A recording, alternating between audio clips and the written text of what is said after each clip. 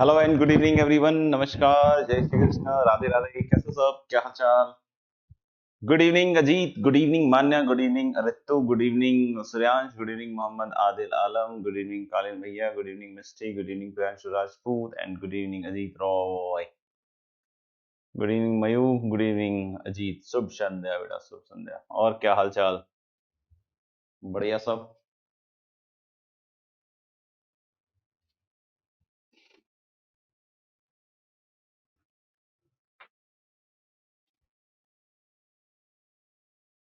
हाँ, ये घड़ी मैंने पहन रखी है बेटा।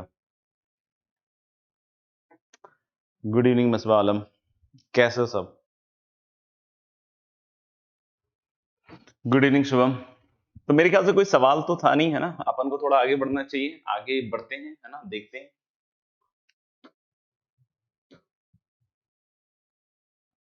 हाँ, जैसे कुछ सवाल क्या होते हैं ना, जिसमें ज्योमेट्री दी रहती है और ज्योमेट्री के थ्रू खुद से फंक्शन बनाओ, खुद से लिमिट निकालो, है ना, टाइप्स। तो ऐसा एक क्वेश्चन हम करने वाले हैं, जिसकी हेडिंग में आप लिख सकते हैं गाइस, ज्योमेट्रिकल लिमिट्स। क्या लिख सकते हैं आप? Geometrical limits. नहीं, कुछ क्वेश्चंस ऐसे होते हैं जिसमें क्या होता है कि आपको एक ज्योमेट्री दी रहेगी और ज्योमेट्री के हिसाब से कुछ पूछ देगा कि भाई ये अगर इधर जा रहा हो तो इसकी वैल्यू बतलाओ। तो इस केस में आपको फंक्शन भी खुद ही बनाना पड़ता है और उसके हिसाब से फिर सॉल्व करना होता है लिमिट, है ना? तो खुद से ही बनाना पड़ेगा, खुद से ही लिमिट को सॉल्व करना पड़ेगा। तो ऐसा एक सवाल हम करके देखने वाले हैं बच्चों, है ना? ऐसा एक सवाल हम लोग करके देखने वाले हैं।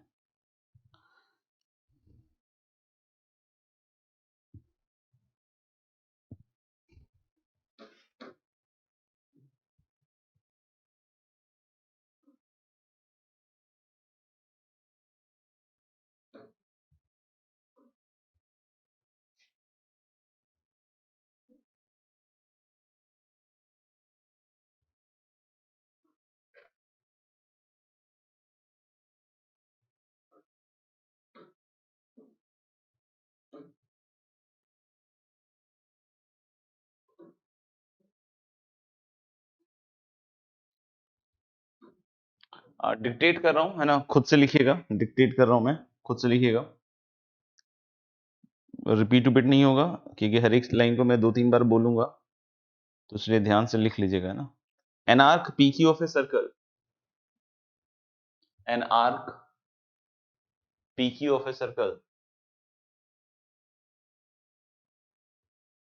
एन आर्क, है ना, an arc P Q. Good evening Nitin and Hardik. An arc PQ of a circle subtends a central angle theta. An arc PQ of a circle subtends a central angle theta as shown in the diagram. An arc PQ of a circle subtends a central angle theta as shown in the diagram. An arc PQ of a circle subtends a central angle theta as shown in the diagram. An arc PQ of a circle subtends a central angle theta as shown in the diagram. Subtends a central angle theta as shown in the diagram. उसके आगे लिखिएगा let a of theta, है ना, इस तरीके से लिखिएगा, a as a function of theta, है ना? let a theta let a theta be the area between let the a theta let a theta be the area between let a theta be the area between the chord pq and the arc pq. Let a theta be the area between the chord pq and the arc pq. Let a theta be the area between the chord pq and the arc pq. Let a theta be the area between the chord PQ and the arc PQ. Let B theta be the area between let B theta be the area between the tangent lines PR.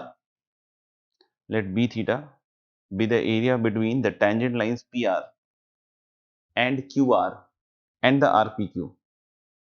Let B theta be the area between the tangent lines PR and QR and the arc PQ.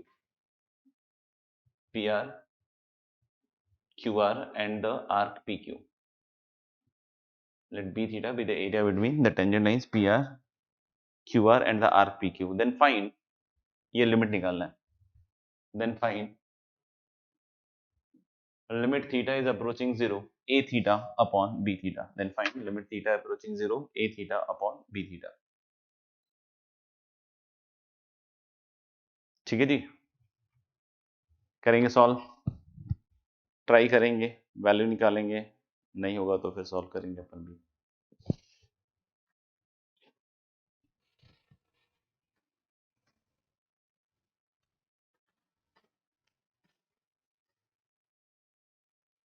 चलिए थोड़ा try करके देखते हैं,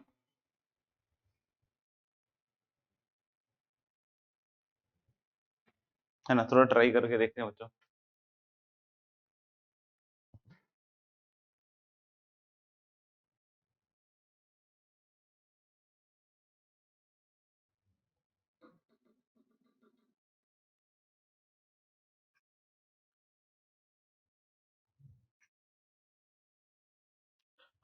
हमें ये functions A theta और B theta बनाने पड़ेंगे, है ना।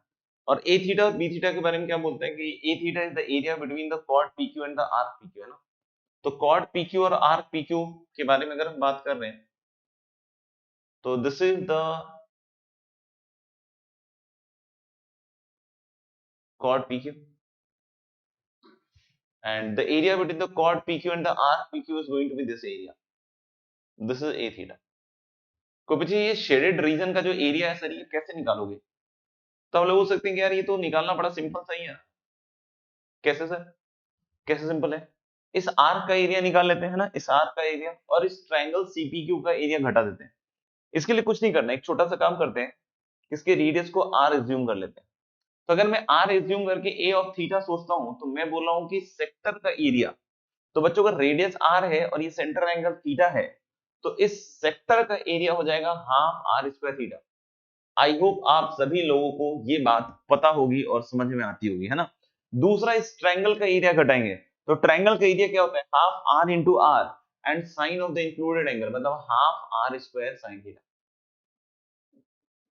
और ऐसा करने पे यहाँ पे आ रहा है बच्चों R square by 2 into theta minus sign,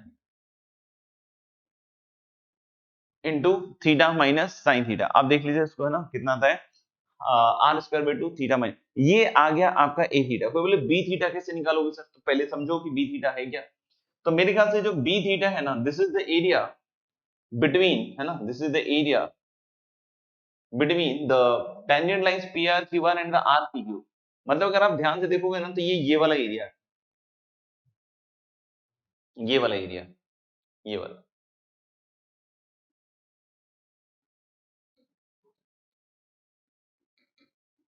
समझ रहे हो? ये एरिया गायब हो गया। ताला लेके tangent lines P R Q R and the R P Q, एक बार ध्यान से देख लो, आप लोग खुद से देख लो, है ना। ताला लेके टेंजेंट लाइंस पी आर और Q R and the R P Q, तो ये दिख रहा है कि ये वाला जो एरिया होगा यही एरिया हमारा आंसर होगा, ये वाला। कोई पूछे सर ये एरिया कैसे निकलेगा, है ना, कोई पूछे ये एरिया कैसे निकलेगा, तो आंसर इज हम इस क्वाड्रिलेटरल के एरिया से सेक्टर का एरिया घटा दें। आपको पूछेगा कौन सा क्वाड्रिलेटरल है सर, कौन सा क्वाड्रिलेटरल है सर? तो क्वाड्रिलेटरल देख लो, सी पी क्यू आर, ये वाला सी पी क्यू आर, ये दिख रहा है, ये वाला क्वाड्रिलेटरल। और उसमें से कौन सा एरिया हटा दें? कि उसमें से ये वाला एरिया हटा दिए, सेक्टर का एरिया। तो क्वाड्रिलेटरल का एरिया और माइनस सेक्टर का एरिया, सेक्टर का एरिया बिल्कुल सिंपल है, और क्वाड्रिलेटरल का एरिया निकालना भी बहुत आसान है। अब बोलोगे सर कैसे निकालने वाले हो क्वाड्रिलेटरल का एरिया? ध्यान से देखिएगा बच्चों, हम लोग ने सी और आर को ज्वाइन कर लीजिए। अगर आपने सी और आर को ज्वाइन किया दोस्त, है ना, तो ध्यान से देखिएगा कि ये पूरा एंगल थीटा था, ये पूरा एंगल, तो ये ट्रायंगल और ये ट्रायंगल कॉन्ग्रुएंट है, तो ये ऊपर वाला एंगल कितना होगा साहब? आधा थीटा का। तो ये एंगल हो गया थीटा बाई 2, ये एंगल कितना हो गया? थीटा बाई 2, ये वाला एंगल था, ये बिल्कुल थीटा बाई 2 हो गया। और यहां पे बन रहा है बच्चों 90 डिग्री, और ये है आर। तो अगर ये 90 डिग्री है, ये थीटा बाई 2 है, तो क्या पी आर निकलेगा? Answer is yes sir. कैसे? tan थीटा बाई 2 लिखो, ऊपर वाले ट्रायंगल में, राइट एंगल ट्रायंगल में, ये 90 डिग्री है, tan थीटा बाई 2, इस एंगल का tan, तो perpendicular that is P R upon this base that is R, है ना। तो पी आर की वैल्यू आ गई दोस्त आर tan थीटा बाई 2, ये सुनो,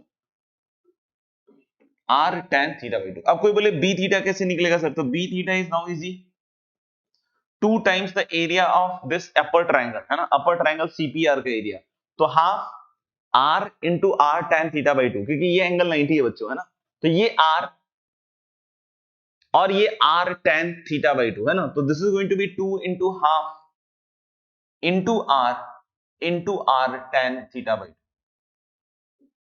समझ में आ रही मेरी बात, और minus half r square theta, sector का एरिया हटा दो, तो ये गया, और इनसे r स्क्वायर बाहर आएगा और अंदर आएगा tan theta by 2 minus theta by 2। Is this clear to all, a theta and b theta? इसमें किसी को डाउट हो तो जल्दी बताओ। यस नितिन, तो ले a थीटा और b थीटा निकल गया। अब कोई बोले सर ये लिमिट निकाल लीजिए, आइए बच्चों लिमिट निकालते हैं।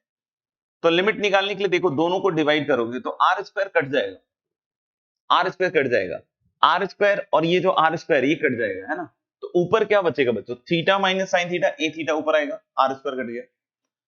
अच्छा एक चीज ध्यान दीजिएगा, है ना, ये 2 नीचे आएगा और इसके साथ ये वाला भी नीचे आएगा, तो 2 को अंदर ले जाके लिखोगे ना बॉस, तो ये बनेगा 2 tan theta by 2 minus theta. क्या बनेगा, 2 tan theta by 2 minus theta, क्योंकि दिख रहा है ना ये 2 जो है जब डिवाइड करोगे r स्क्वायर बाई 2 और ये r स्क्वायर तो कट जाएगा, लेकिन एक जो 2 आएगा नीचे अंदर ले जाओगे तो ये बनेगा। अब यहां से दोनों ही रास्ते हैं आपके पास, या तो आप एक्सपेंशन लगा दीजिए, क्या लगा दीजिए, एक्सपेंशन साइन थीटा का और tan थीटा बाई 2 का, या आप लॉपिटल भी यूज कर सकते हैं, आपके ऊपर है, पूरा का पूरा चॉइस है ना। तो now this is limit theta is approaching 0, theta का 1 साइन थीटा का cos थीटा। देखना 2 tan थीटा बाई 2, तो 2 tan थीटा बाई 2 का sec स्क्वायर थीटा बाई 2 और फिर थीटा बाई 2 का हाफ और फिर थीटा का 1, तो ये गया। अब आप चाहो तो इसको आप लिख दो हाफ एंगल में, तो लिमिट थीटा इज अप्रोचिंग 0, एक बार और लॉपिटल भी लगा सकते हो या फिर आप एक्सपेंशन भी लगा सकते हो, तुम्हारी मर्जी है। तो ऊपर वाला बन जाएगा 1 minus cos theta 2 sine square theta by 2। नीचे देखिएगा sec square theta by 2 minus 1 कितना बना, tan स्क्वायर थीटा बाई 2। आपको पता होगा tan square theta by 2 is sine square theta by 2 upon cos square theta by 2। तो जैसे इसको sine square upon cos square लिखिएगा तो साइन स्क्वायर कट जाएगा और इसका इंडिटरमिनेट फॉर्म खत्म। तो now this is limit theta is approaching 0 2 times, और इसका जो एक cos स्क्वायर थीटा बाई 2 है वो कूद कर ऊपर आ जाएगा, और इसकी लिमिटिंग वैल्यू आप देख सकते हो कि 2 के बराबर आएगी। तो limiting value is going to be 2। फिर भी कोई डाउट है तो बताएंगे।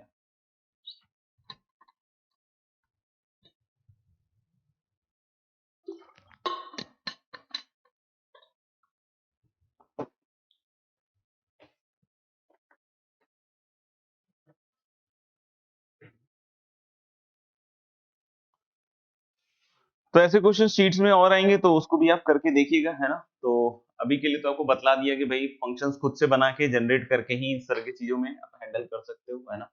तो this was all about geometrical limit. चलिए हम लोग नेक्स्ट एक इंपॉर्टेंट कॉन्सेप्ट देख रहे हैं रिलेटेड टू लिमिट।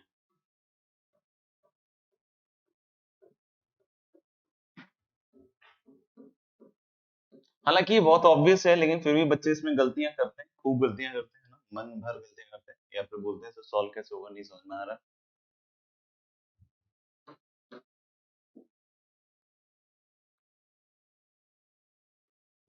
क्या है भाई ये, देखेंगे ध्यान से।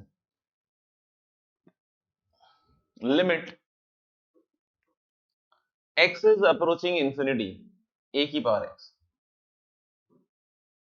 limit x is approaching infinity a raised to the power x, limit x is approaching infinity a raised to the power x। इसमें बहुत सारे बच्चे बहुत जल्दी आंसर दे देते हैं जो कि गलत हो जाता है ना।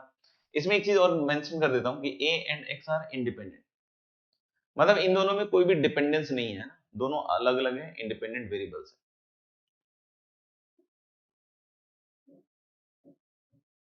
a and x are independent. तो बहुत सारे बच्चे ऐसा सोचते हैं कि भाई ये x इंफिनिटी जा रहा है, एक्सपोनेंट इंफिनिटी जा रहा है सर, तो ये पूरी लिमिट इंफिनिटी चली जाएगी। Answer is no. अगर ये एक्सपोनेंट इंफिनिटी जा रहा है तो जरूरी नहीं कि आपका जो पूरा लिमिट है वो इंफिनिटी की तरफ चला जाए, है ना। It all depends upon base, कि बेस क्या है उसके ऊपर सब कुछ निर्भर करता है ना। तो अगर कोई पूछे कि सर कैसे, फिर थोड़ा समझा दीजिए। तो आंसर इज वेरी सिंपल यार, है ना। इसको हम 3 केस में बांटते हैं बस, इसको हम लोग 3 केस में बांटेंगे, है ना। केस 1 में क्या है, केस 2 में क्या है, और केस 3 में क्या है, देखते हैं।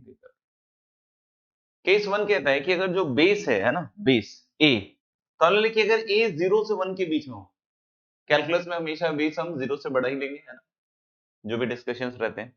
तो अगर कोई भी नंबर आप 0 से 1 ले रहे हो और उसका पावर बढ़ा रहे हो दोस्त, तो अगर 0 से 1 के बीच के नंबर्स की अगर पावर बढ़ा रहे हो, तो ये वैल्यू बहुत बढ़ती जाएगी, बहुत बढ़ती जाएगी, बहुत बढ़ती, सॉरी, बहुत छोटी होती जाएगी, बहुत छोटी हो जाएगी, बहुत छोटी हो जाएगी, यानी कि अल्टीमेटली इसका आंसर किधर की तरफ चला जाएगा, 0। तो अगर a 0 से 1 के बीच में है और पावर उसका बढ़ा रहे हो, तो क्वांटिटी छोटी होती जाएंगी और अल्टीमेटली कहां तक चली जाएंगी, 0, है ना। अगर कोई कहता है कि सर बेस एग्जैक्ट 1 है, बेस एग्जैक्ट 1 है, बच्चों ध्यान से सुन लीजिएगा, अगर बेस एग्जैक्ट 1 है तो एग्जैक्ट 1 की पावर इंफिनिटी इज ऑलवेज 1। अगर बेस एग्जैक्ट 1 है तो एग्जैक्ट 1 की power infinity is going to be 1। और कोई कहता है कि सर बेस 1 से बड़ा है, तो बेटा बेस अगर 1 से बड़ा है तो एनीथिंग ग्रेटर देन 1 की पावर इंफिनिटी, आप खुद से सोच के देखो, कोई भी नंबर बड़ा ले लो 1 से और उसकी पावर को बढ़ाते जाओ, बढ़ाते जाओ, बढ़ाते जाओ, बढ़ाते जाओ, तो ultimately it is going to be what, infinity, यानी कि लिमिट इस केस में एग्जिस्ट नहीं करेगा। बट वैल्यू किधर को अप्रोच कर रही होगी, the value will be a very very very large value. यानी कि जब कभी भी हम इस तरह के लिमिटिंग वैल्यूज को सॉल्व कर रहे हो या कर रहे हो या इसको डील कर रहे हो, तो हमें हमेशा ध्यान रखना चाहिए कि we must be focusing about base, कि बेस का जो रेंज होगा उसके हिसाब से इसकी लिमिटिंग वैल्यूज आएंगी। बट इसको जानने के बावजूद, इस चीज को जानने के बावजूद बच्चे गलतियां अक्सर कर ही देते हैं। उसका एक बड़ा रीजन ये होता है कि हमेशा ए की पावर एक्स की तरह का शक्ल का नहीं होता है, और होता भी है तब भी 90% बच्चे बेचारे जो है वो दीनहीन गलत कर ही देते हैं ना।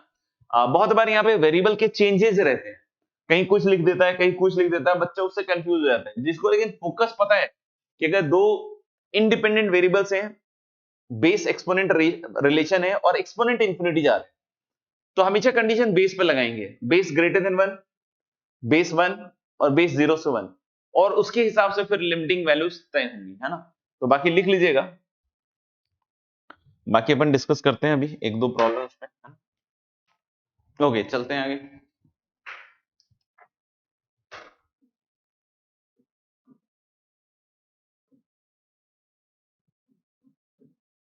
इसको सबसे पहले आप लोग सिंप्लीफाई करके बताइए।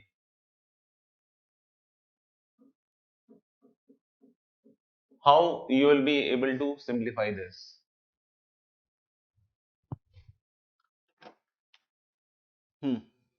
तो कुछ बच्चों ने बिल्कुल सही तरीके से सोचा है, देखकर काफी अच्छा लगा, है ना। तो देख लीजिएगा, है ना, यहाँ पे भी देख सकते हैं कि यहाँ बेस और एक्सपोनेंट वाला रिलेशन है, जिसमें फिर से एक्सपोनेंट इंफिनिटी चल रहा है। यहाँ एक ही पावर एक्स की शक्ल तो नहीं दिख रही है, लेकिन जरूर से यहाँ x प्लस 2 और ऊपर क्या दिख रहा है, n दिख रहा है ना। तो यानी यहाँ पे जो a का रोल है वो x प्लस 2 का है, और जो x का रोल है वो n का रोल हो गया। ये खूबहू यही सवाल है, a की पावर x ही है, लेकिन a की जगह x प्लस 2 रख दिया और x की जगह क्या रख दिया है, n है ना। तो लेकिन फिर से इसको 3 पार्ट में डिवाइड होगा। ठीक है, हमें नहीं समझ में आ रहा है कि x कहां से कहां तक होगा, कोई बात नहीं है, कोई बात नहीं, परेशान होने वाली बात नहीं है। हम बेस के ऊपर कंडीशन रखते हैं, x के ऊपर कंडीशन अपने आप आ जाएगी। तो मैं पहला कंडीशन रखूंगा कि बेस शुड बी बिटवीन 0 से 1, दूसरा कंडीशन रखूंगा बेस एग्जैक्ट 1, और तीसरा केस रखूंगा कि base should be greater than 1। और तीनों केसेस में मुझे मेरा आंसर पता है कि इस केस में 0, इस केस में 1 और इस केस में इंफिनिटी। को बोले x की वैल्यू तो सर अभी तक नहीं आई, तो मेरे ख्याल से यहां से इसकी वैल्यू आ जाएगी, x की वैल्यू, है ना, -2 से -1, -2 घटा दिया, यहां पे क्या आएगी वैल्यू, x इक्वल टू -1, और यहां क्या आएगा बच्चों, x इज ग्रेटर देन -1।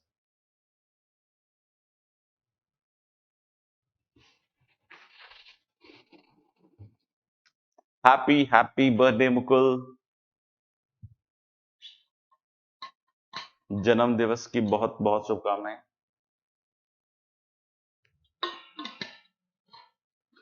जन्म डे की, सॉरी। देख लीजिएगा, तो कुछ बच्चे अभी भी थोड़ा सा उसको पकड़ नहीं पाए हैं, है ना, चीजों को, तो वो 1 2 3 खेल रहे हैं। कोशिश कीजिए कि एक्स के हिसाब से बोल पाइएगा तो ही समझ में आएगा। ठीक है,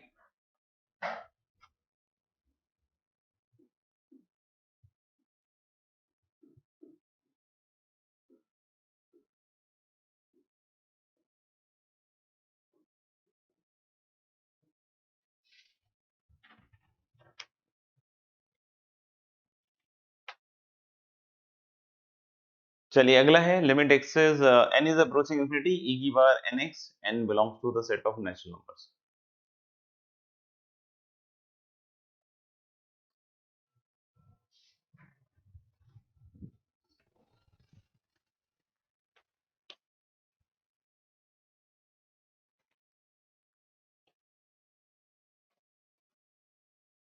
देखिएगा इसमें अगर आप वर्क कीजिएगा ना तो इसको सबसे पहले आपको देखो n अलग करना पड़ेगा, हमेशा हमेशा इस चीज का ध्यान रखना पड़ेगा कि n को हमेशा अलग करके देखना पड़ेगा, है ना। तभी आप इस तरह की फील ले पाइएगा, है ना। जो पावर इंफिनिटी जा रहा है उस चीज को अलग कर दीजिए और बाकी चीज बेस हो जाएगी।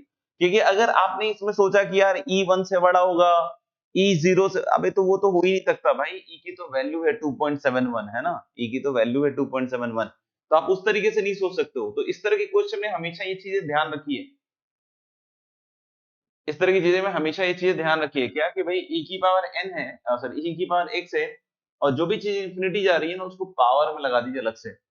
अब इसका फिर से वही केस बनाइए कि पहला बेस जो है 0 से 1 होगा, फिर क्या होगा, बेस 1 होगा, या फिर बेस 1 से बड़ा होगा।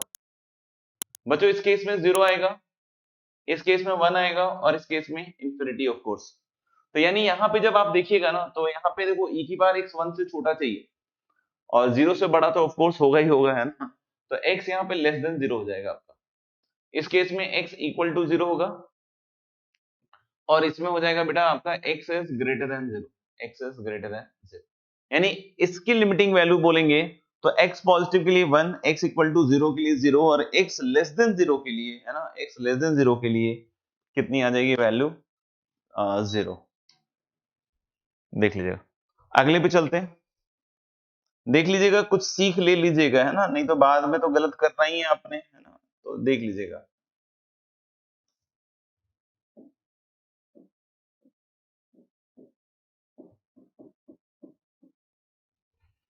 Limit n is approaching infinity x की power 2n, n is natural. Great guys, बहुत बढ़िया, शानदार। तो चलिए limit n is approaching infinity, और इसको देखो फिर से मैं वैसे ही समझाऊंगा। आप x पे केस मत बनाना बॉस। अगर आपने x पे केस बनाया तो फिर से आपके साथ धोखा हो गया है ना, फिर से आपके साथ धोखा हो गया है। x के ऊपर केस नहीं बनेगा। x की पावर 2n है तो मैंने बताया ना इंफिनिटी को हटाना पड़ेगा, यानी n को हटाना पड़ेगा, और जो बच जाएगा दोस्त वो होगा बेस। बेस की पहचान कैसे करें, n को हटाएं और जो बच जाए वो बेस कहलाएगा, है ना। बेस की पहचान कैसे करें। अच्छा चलिए, बेस की पहचान हो गई, तब केस बना लेते हैं ना, बेस पे केस। दोस्तों ध्यान से देखिएगा, हम बनाने वाले हैं अब बेस पे केस। तो बेस पे केस कैसे बनेगा कि एक्स स्क्वायर की वैल्यू फिर हम 0 से 1 लेंगे। 0 एग्जैक्ट पे भी मुझे लगता है कि वैल्यू 0 हो ही जाएगी, क्योंकि n नेचुरल है, तो इक्वालिटी भी यहाँ होल्ड करने में कोई ऐसी दिक्कत नहीं है, ठीक है ना। Depending upon requirement, x square 1 और एक्स स्क्वायर ग्रेटर देन 1, तो एक्स स्क्वायर जब 0 से 1 होगा बॉस, ये 0 हो जाएगा, इसकी वैल्यू 1 हो जाएगी, और इसकी वैल्यू इधर इंफिनिटी हो जाएगी। तो इस केस में आंसर आ जाएगा आपका वही x बिलोंग्स टू -1 से 1। कोई बोले सर 0 एक्सक्लूड कर देते हैं, तो कर भी सकते हो, और 0 पे भी एग्जैक्ट 0 अगर रखते हो x को, तो वैसे तो देखो 0 हो जाता है, लेकिन कैलकुलस में हम फेवरेबली बेस को 0 नहीं लेते हैं, और 0 से, लेकिन इन केस कभी कुछ ऐसा आ जाए ना तो आप 0 ले सकते हो ना, उसमें कहीं कोई दो राय नहीं है ना, 0 ले सकते हो। तो अभी तो फॉर द टाइम ये इसके हिसाब से लिख दिया मैंने, अभी तो इसके हिसाब से लिख दिया है। और इधर आ जाएगा आपका x ग्रेटर देन 1 और x less than -1। I think आपको 0 वाली चीज समझ में आ गई होगी। इन केस कभी ऐसी नीड पड़ जाए तो हम ले लेंगे, लेकिन अभी ठीक है, अभी ऐसे चलने देते हैं, ठीक है।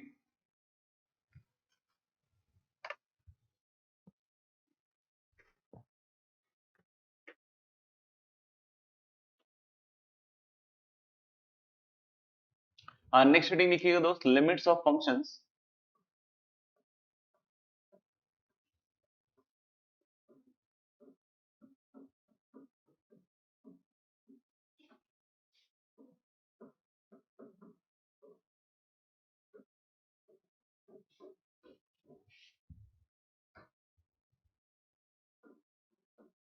Having built in limit with them. मतलब हेडिंग को देखकर परेशान मत होइएगा।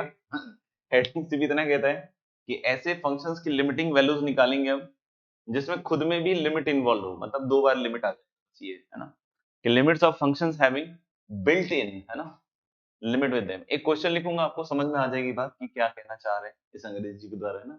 Limits of functions having built in limit with them, मतलब ऐसे फंक्शंस की लिमिटिंग वैल्यूज निकाल रहे हैं जिसमें ऑलरेडी लिमिट होगा ना, जिसमें ऑलरेडी लिमिट होगा। और पॉपुलर क्वेश्चंस में से है, बहुत सारे सब बच्चों से नहीं होता है इस तरह के सवाल। चलिए आप देखिए, लिखते हैं पहला सवाल।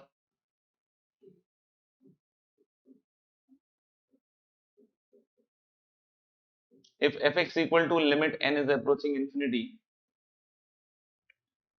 है ना, tan of pi x square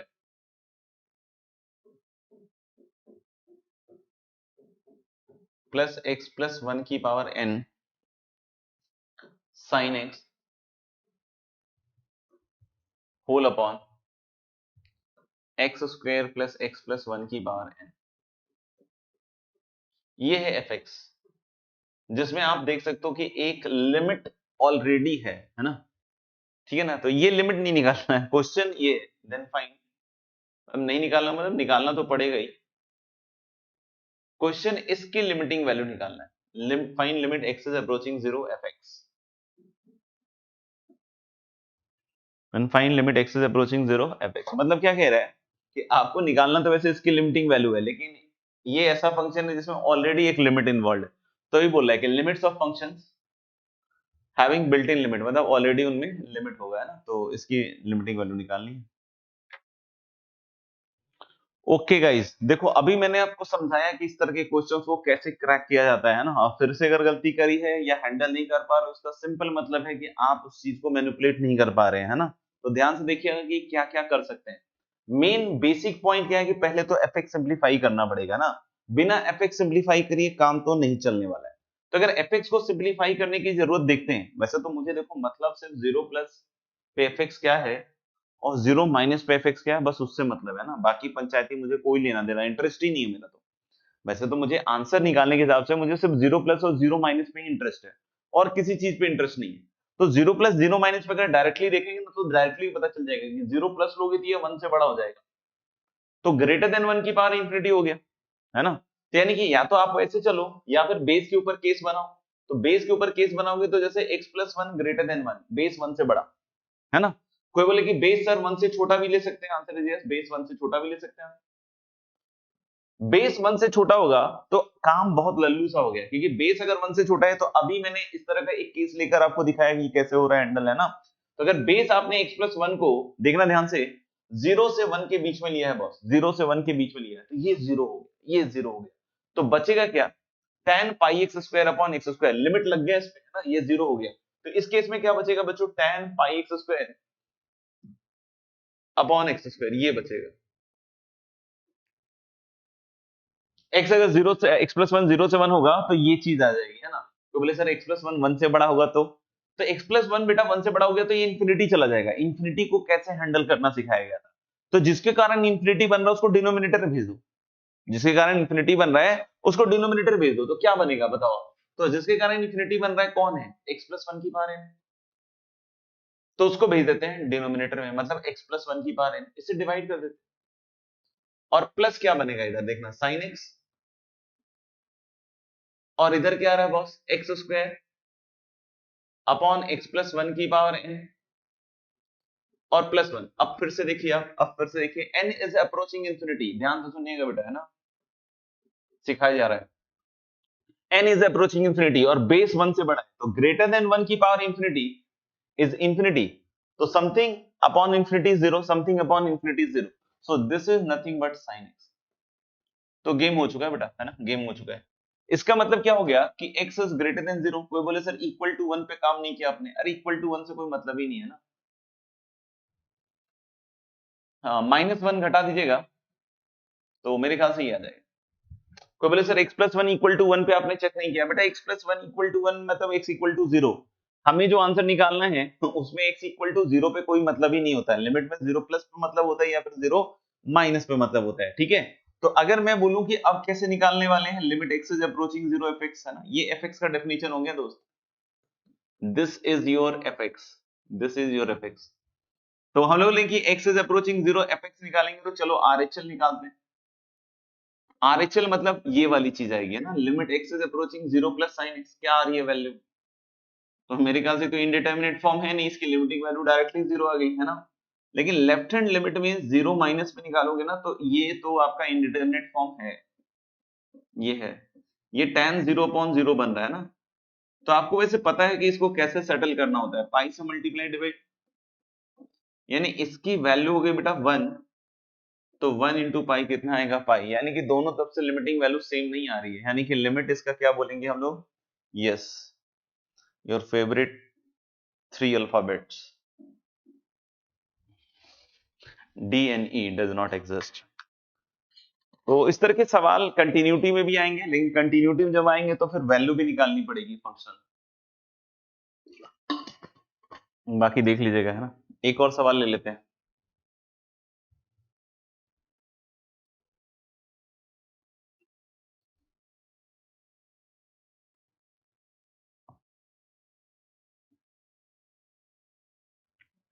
कोई लिख रहा हो तो वेट डाल देना, नहीं तो अगले स्लाइड पे जाना है।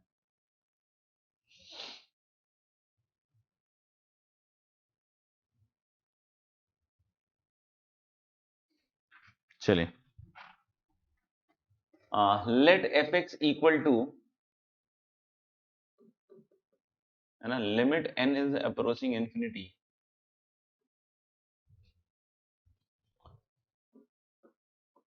cos of pi x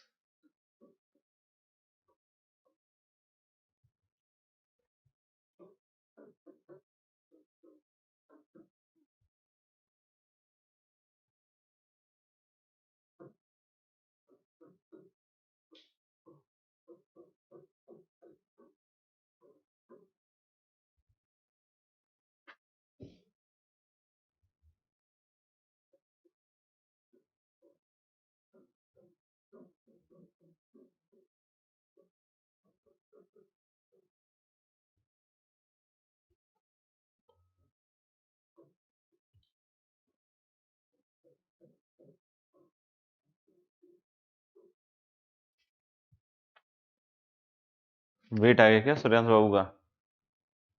लिए सूर्यांश बाबू 10 सेकंड आप इधर देख लीजिए,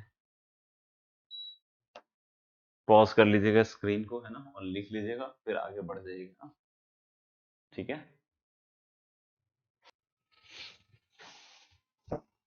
ग्रेट, गुड गुड गुड। वैसे देखो बच्चों, यहाँ पे सिर्फ लिमिट x इज अप्रोचिंग 1 निकालना है, मतलब हमें सिर्फ 1 प्लस और 1 माइनस पे डिस्कस करना है, उससे ज्यादा मतलब नहीं है। वैसे मैं इसको सिंप्लीफाई करने के लिए x square greater than 1, x square less than 1, वो सारी चीजें कर सकता हूँ बॉस, है ना। और करने के लिए बोलो कर लेते हैं, क्या दिक्कत है। देखना, तो एक्स स्क्वायर जब 1 से बड़ा होगा दोस्त, तो x की पावर 2n, जैसा अभी भी मैंने सिखाया आपको, है ना, x की पावर 2n का देखा था आपने, ग्रेटर देन 1 पे इंफिनिटी जा रहा है। तो मैं क्या कह रहा हूँ कि अगर एक्स स्क्वायर ग्रेटर देन 1 लीजिएगा, तो ये इंफिनिटी जा रहा है, ये इंफिनिटी जा रहा है, ये इंफिनिटी जा रहा है, तो आप क्या कीजिए ना, x की पावर 2n से डिवाइड कर दीजिए, यानी this is cos pi x upon x की power 2n minus of sine x minus 1, और x की पावर 2n से डिवाइड कीजिएगा तो 1 अपॉन x की power 2n plus x minus 1, है ना। ये देखिएगा, ये अब फिर से जीरो, ये अब फिर से जीरो, है ना। यानी मेरे को लग रहा है कि जब आपने एक्स स्क्वायर ग्रेटर देन 1 वाला केस लिया ना, तो ये बना आपका minus sine x minus 1 upon x minus 1। को बोले सर एक्स स्क्वायर 0 से 1 ले लेते हैं एक बार, हाँ ले लो। तो एक्स स्क्वायर 0 से 1 लोगे तो ये भी 0, ये भी 0, ये भी 0, मतलब सीधा सीधा cos पाई x आएगा। आपको पता है ना कि ये कब आता है, x ग्रेटर देन 1 और x लेस देन माइनस 1 के लिए, और ये किसके लिए था बच्चों, x माइनस 1 से 1 एक्सक्लूडिंग 0, मुझे बस 1 पे चाहिए मामला, है ना, 1 के आगे पीछे, है ना।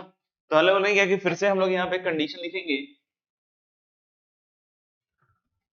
अभी हम लोग बोल सकते हैं कि इसका RHL निकालेंगे, तो limit x is approaching 1 plus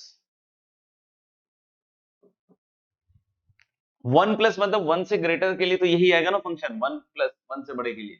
तो बेटा ये तो स्टैंडर्ड लिमिट है, मुझे लग रहा है ये तो स्टैंडर्ड लिमिट है। तो मेरे ख्याल से sin t upon T, T approaching 0 ही दिख रहा है, तो ये आ रहा है -1। को बोले सर एलएचएल निकाल लीजिए, limit x is approaching 1 minus, तो 1 माइनस के लिए कौन सी चीज आ रही है? तो मुझे लग रहा है कि 1 माइनस के लिए तो यही होगा ना, 1 से छोटे के लिए cos पाई एक्स। तो cos पाई एक्स cos पाई इंडिटरमिनेट फॉर्म नहीं है तो -1, तो इस बार दोनों साइड से लिमिट अगर -1 आ रही है तो yes limit exist and the answer is definitely -1 which everybody has cracked. ठीक है, तो मेरे ख्याल से बच्चों लिमिट्स तो यहाँ पे खत्म हो जाता है और अब हम चाहे तो डिस्कशंस कर सकते हैं ना अपने।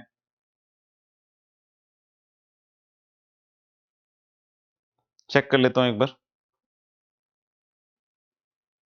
ठीक है, डिस्कशंस में शायद पिछली क्लास में हमारे पास था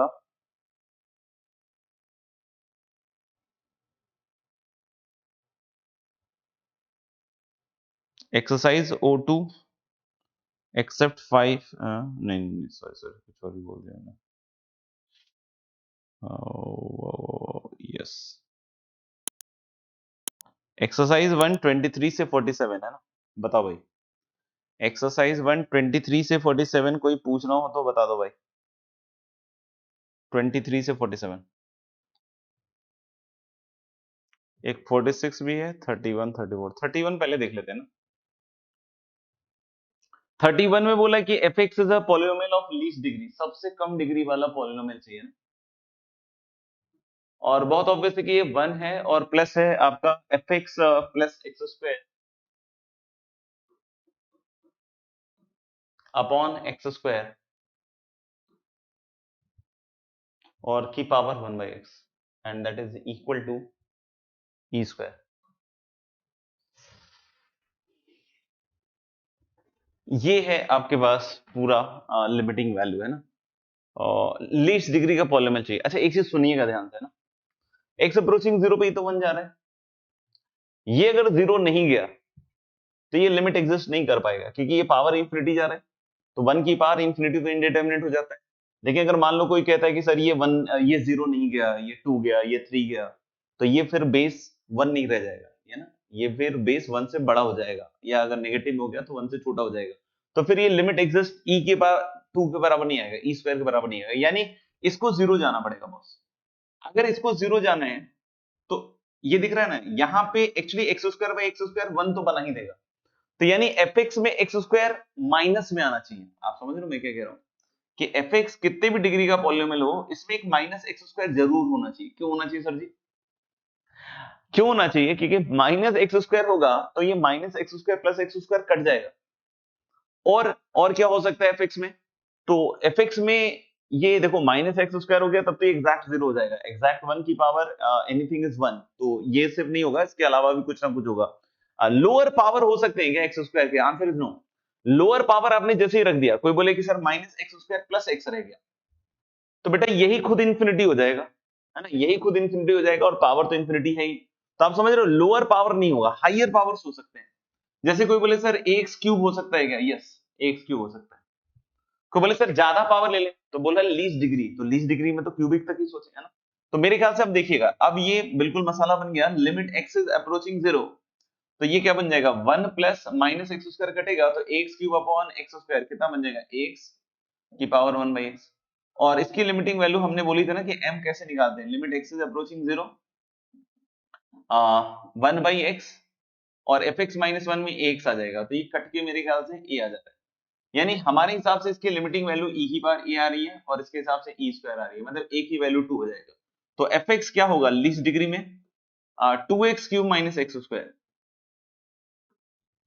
को बोले x की पावर 4 ये सब नहीं लिया सर, तो भाई खुद ही बोल रहा है लीस्ट डिग्री का पॉलिनोमियल है ना, लीस्ट डिग्री का पॉलिनोमियल है, देख लीजिए।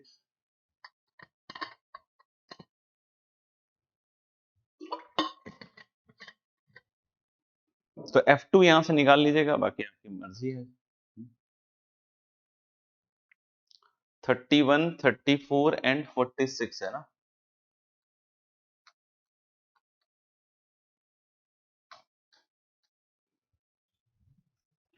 थर्टी फोर बोला है f x is odd linear polynomial, तो मेरे ख्याल से बहुत सस्ती बात कह दी, f x equal to a x होगा, है ना, लीनियर होना चाहिए, लीनियर में ए एक्स प्लस बी होता है ना, लेकिन ऑड भी होना चाहिए, तो ऑड लीनियर तो बी 0 हो जाएगा ना, इस तरह के सवाल हमने किए थे कि अगर ऑड फंक्शन हो तो f x equal to x हो जाएगा, एफ वन 1 है, तो अगर f1 1 है तो a की वैल्यू भी 1 आ जाएगी, तो यानी fx सिर्फ x हो सकता है, fx फिर क्या हो सकता है, सिर्फ x हो सकता है। यानी कि हमारे पास क्या बना बच्चों, लिमिट x इज अप्रोचिंग 0,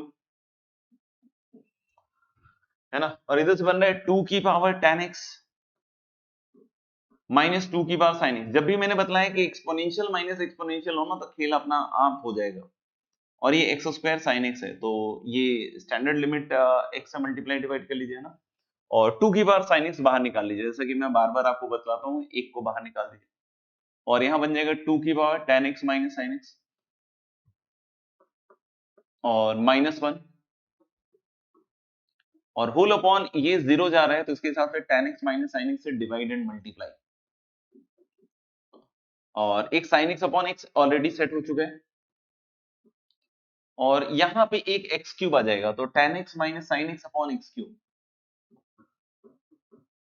है ना, अपॉन एक्स क्यूब कैसे है बॉस, ये एक्स स्क्वायर और ये एक्स मिलके, है ना, और ये अब बिल्कुल सस्ता सा सवाल हो गया, देख लीजिएगा आप लोग भी, लिमिट एक्स अप्रोचिंग 0 पे 2 की पावर 0, ये 1 हो जाएगा, इसकी वैल्यू देखिएगा तो 2 की पावर यम माइनस 1, इसको यम मान लीजिए, तो यम माइनस 1 अपॉन एम, तो ये ln 2 हो गया, नीचे वाला ये 1 हो जाएगा, और कोई पूछे सर इसका क्या हुआ, तो भाई इसका मैंने पहले भी इसको कैलकुलेट करवाया हुआ है ना, कि tan x बाहर निकालेगा तो 1 minus cos x upon x cube है, तो tan x अपॉन एक्स एक खत्म हो जाएगा, एक 1, तो ये हाफ आएगा शायद, तो मुझे लग रहा है कि दिस इज ln 2 अपॉन 2 इसका आंसर, है ना, देख लीजिए अगर ऐसा कोई आंसर है, सी आंसर आएगा शायद इसका, सी।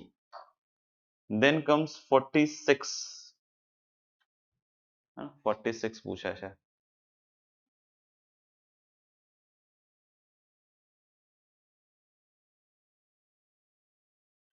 46 कुछ लफड़ा है क्या इसमें, 46 कुछ लफड़ा है क्या इसमें, ये बहुत सारे बच्चों ने पूछा है, limit x is approaching 0, F of F x हो जाएगा e की पावर ई एक्स, इस पूरे की power 1 upon fractional part of e की पावर एक्स,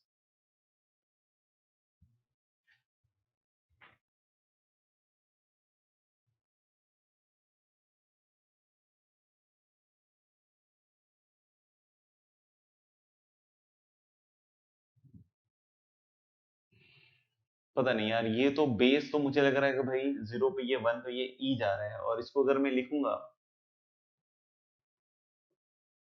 1 अपॉन e की power x minus greatest integer of e की पावर x, तो जब 0 प्लस लेंगे इसका RHL, तो RHL में 0 प्लस पे ये तो हो जाएगा 1, तो ये बेस तो e हो जाएगा, 0 प्लस पे मुझे लग रहा है कि this is going to be 1, या e की पावर x लिख लो, सॉरी 0 प्लस पे ये 1 से बड़ा होगा ना, तो e की पावर x माइनस 1 हो जाएगा,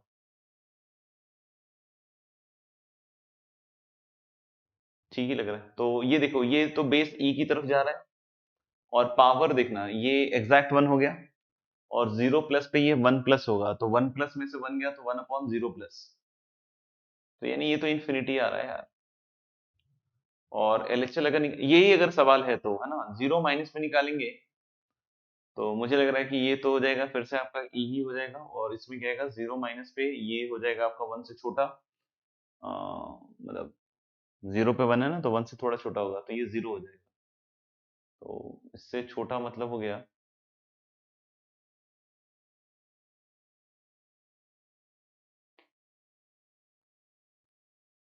तो ये तो 1 हो जाएगा ना यार, तो इधर से तो ई आ रहा है, लिमिट ऐसे एग्जिस्ट नहीं कर रहा, आंसर क्या दिया हुआ है इसका, इसका एक बार आंसर कंफर्म करो तो क्या दिया हुआ है, कुछ सवाल में एरर है तो यार कोई और ही बात है,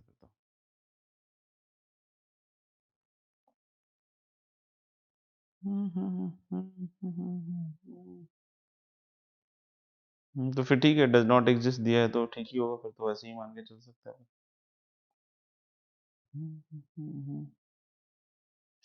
और कोई है एक्सरसाइज होने तो बताइएगा, और नहीं तो फिर एक्सरसाइज 2 में आपका था 16 से 20, तो उसमें कोई पूछना है तो बताइएगा, एक्सरसाइज 2 में है 16 से 20, उसमें कोई पूछना हो तो बताइएगा।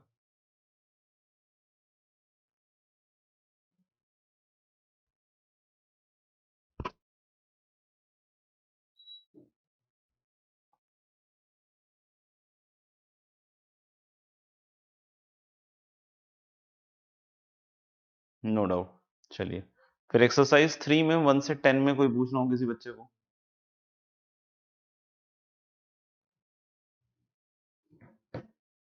तो आई थिंक एक्सरसाइज 1 2 हो गया। एक्सरसाइज 3 में 1 से 10 किसी को पूछना है तो बताएंगे।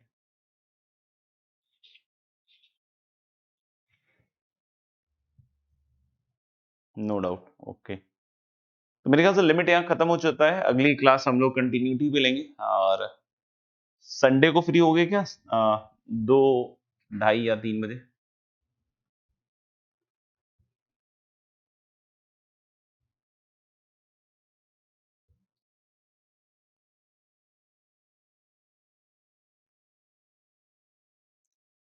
होमवर्क दे देता हूँ पहले तो।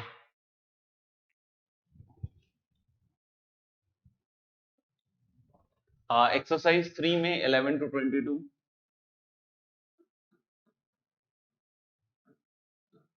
एक्सरसाइज 4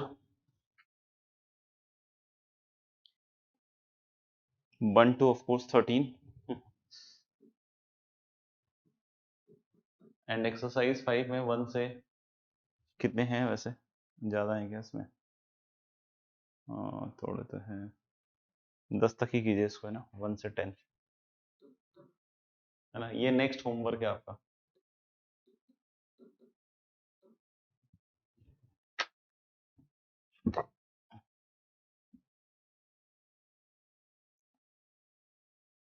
नौ से 12 है तब तो हो ही जाएगा ना।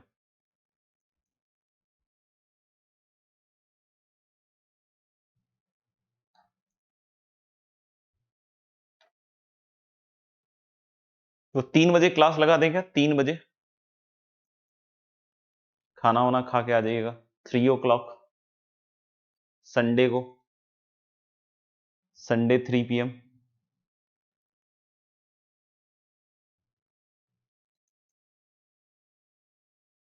पिछली बार भी सोचा था मैंने लंबी क्लास लेंगे, लेकिन एक्चुअली क्या उस दिन थोड़ा सा बॉडी वॉडी भी पता नहीं पेन होने लग गया, तो इसलिए मैंने ज्यादा संडे को लंबी क्लास तो नहीं ली। 2 घंटा या पौने 2 घंटा ही लिया था।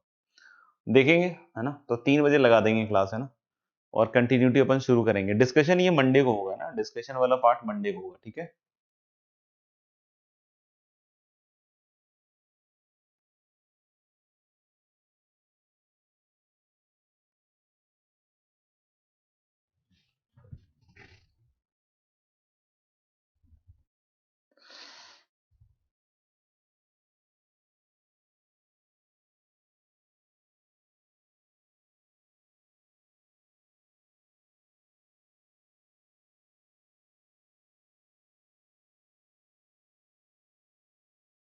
चले फिर, शुभ रात्रि, गुड नाइट, बाय बाय,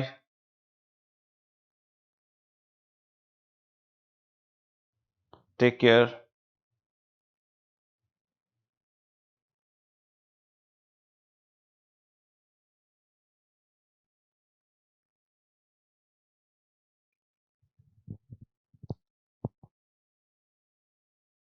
11 से कुछ आएगा? बताओ क्या दे दे 11 से, आप बताओ।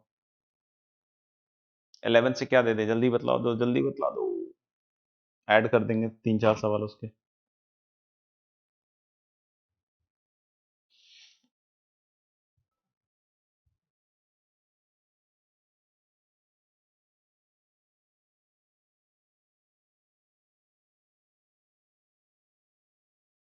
लॉग।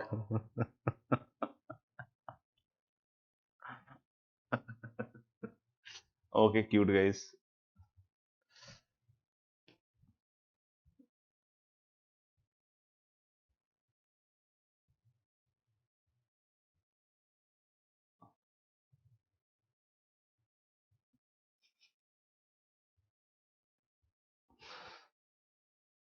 ट्रिको दे दें? चलो ठीक है, ट्रिको एंड क्वाड्रेटिक के क्वेश्चंस कुछ डाल दूंगा, है ना। गजब बेइज्जती है। आ ही गायब है तुम्हारा। इज्जत भी तो इतनी खतरनाक है तुम्हारी।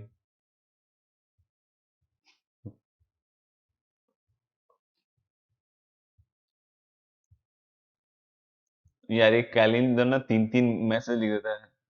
क्वाड्रेटिक में रोने, अच्छा ठीक है ठीक है। ट्रिको एंड लॉग, सूर्यांश का एक चैप्टर लॉग ले लेंगे, है ना। और ट्रिको ले लेंगे। ठीक है, ये 12th वालों के लिए है ना, ड्रॉपर वालों के लिए नहीं बात हो रही। चलो जी, good night, see you all, bye bye, trigo and log, okay, टाटा। अरे मुझे लगा कि 3 लोगों के अलग अलग मैसेज आ रहे हैं भाई।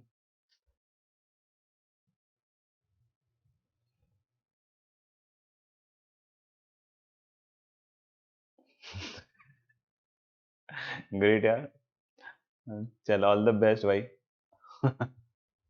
जय हिंद। सुना है ऑनलाइन जगत में कुछ ज्यादा ही हलचल हो रही है अभी, है ना? कहीं पोस्ट देख रहा था मैं, बहुत बड़ा चैनल जो है डिसमेंटल हो रहा है, ऐसा लग रहा हो।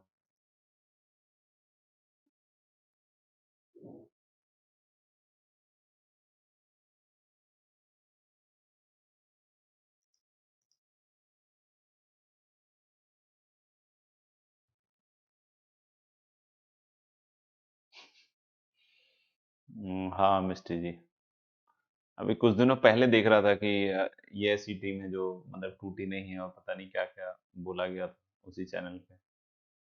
अभी इंडिपेंडेंस डे के दिन की बात है बस।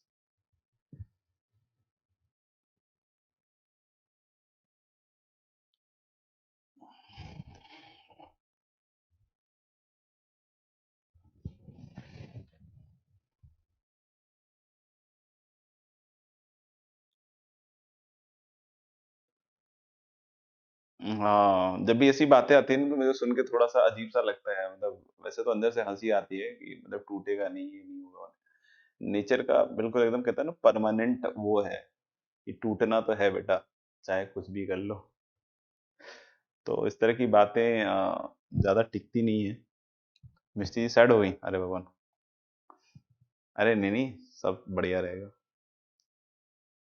चिंता नको करने का। चलो जी, गुड नाइट। बढ़िया ही होता है सब, जो भी होता है ना, सब ठीक हो जाता है, सेटल हो जाता है अल्टीमेटली तो। आ गया सूर्यांश का लव लेटर आ गया। मैं नहीं पढ़ रहा, तू देख ले अपने हिसाब से। कल एक बच्चा कह रहा था 4 बजे से कर दो क्लास, एक दिन एक बच्चा कह रहा था सुबह सुबह कर दो क्लास, एक बच्चा कह रहा था 8 बजे से कर दो क्लास। अब तो मैं क्या ही कर दूं यार, है ना?